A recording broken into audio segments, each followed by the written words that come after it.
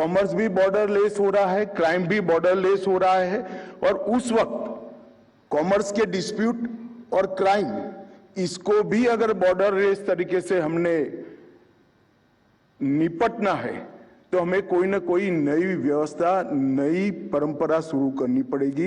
इसलिए आज की ये कॉन्फ्रेंस का जो विषय है वो भी इतना ही रिलेवेंट है और समय भी बहुत रिलेवेंट है, ऐसा मेरा मानना है।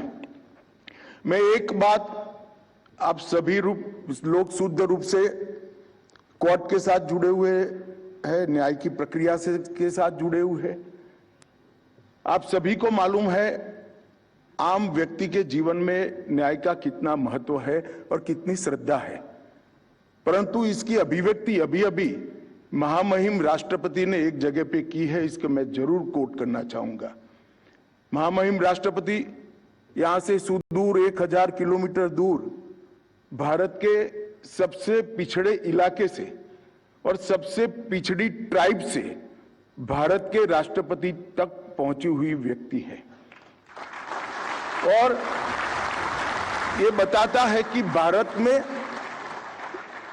लोकतंत्र और संविधान की स्पिरिट की जड़ें कितनी गहरी नीचे तक, पाताल तक गई हैं। उन्होंने अभी अभी एक भाषण में मार्मिक टिप्पणी की थी। उनके गांव के लोग 3 ही लोगों को भगवान मानते थे।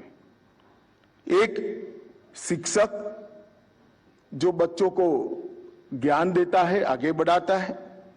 दूसरा डॉक्टर जो सभी लोगों के स्वास्थ्य के दूरस्थ रखकर अच्छा सुदीर्घ आयुष्य लेने के लिए मदद करता है। और तीसरा लॉयर, जो न्याय तंत्र के लिए शब्द है, लॉयर जो आम भाषा में उपयोग में आता है, वो उनको संविधान ने दिए हुए सारे अधिकारों को मुहैया कराने में मदद करता है।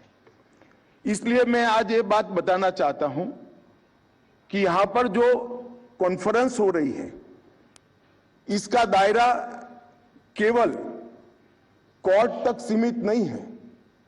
इसका दायरा कॉमनवेल्थ कंट्रीज और एक प्रकार से पूरी दुनिया के आम लोगों के साथ जुड़ा हुआ है, क्योंकि संविधान में, हर देश के संविधान में भावनाएं भी होती है, स्पिरिट भी होता है और कुछ इथोस को ले डाउन भी किया हुआ होता है, परंतु न्याय और अधिक तक पहुंचाने का काम केवल और केवल न्याय तंत्र ही करता है, जिसके साथ आप जुड़े हुए हो।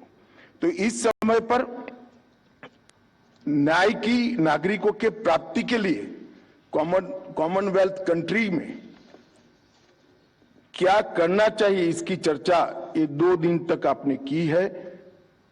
मैं मानता हूं कि बहुत सार्थक चर्चा हुई है। मेरे पास जो रिपोर्ट है इसमें ढेर सारे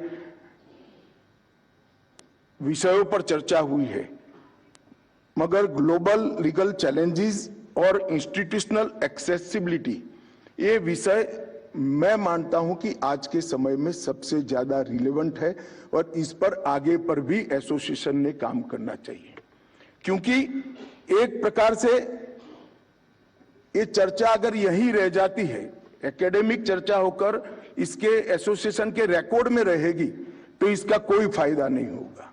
मेरा आप सभी अटॉर्नी और सॉलिसिटर जनरल से आग्रह है कि इसके जो एक्शन पॉइंट है चर्चा के, आपके बिजनेस सेशन के जितने भी एक्शनेबल पॉइंट है, उसको आपके देश की लॉ मेकिंग एजेंसी के साथ शेयर कर लॉ को शेप देकर पूरे ग्लोबल ऑर्डर को ठीक करने का प्रयास इस कॉन्फ्रेंस के माध्यम से करना चाहिए। तभी जाकर एक कॉन्फ्रेंस एक प्रकार से सक्सेसफुल कॉन्फ्रेंस मानी जाएगी।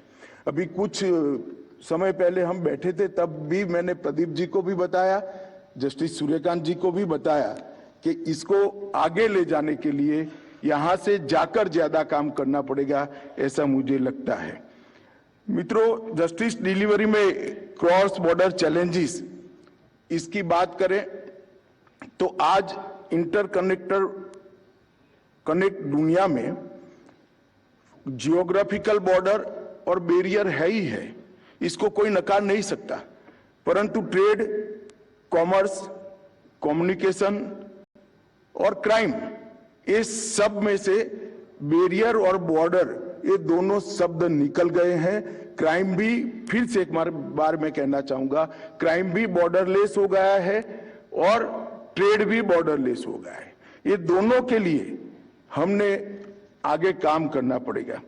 और मैं क्राइम की बात करूं तो एक प्रकार से छोटे साइबर फ्रॉड से लेकर ग्लोबल ऑर्गेनाइज क्राइम तक ये दोनों के बीच में जुड़ाव अब बहुत गहरा होता जा रहा है।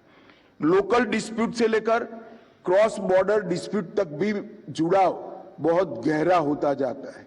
छोटी सी चोरी से लेकर अब बैंकिंग सिस्टम को हैक करना और डेटा को हैक करने तक की पूरी प्रक्रिया अब समाप्त हो चुकी है।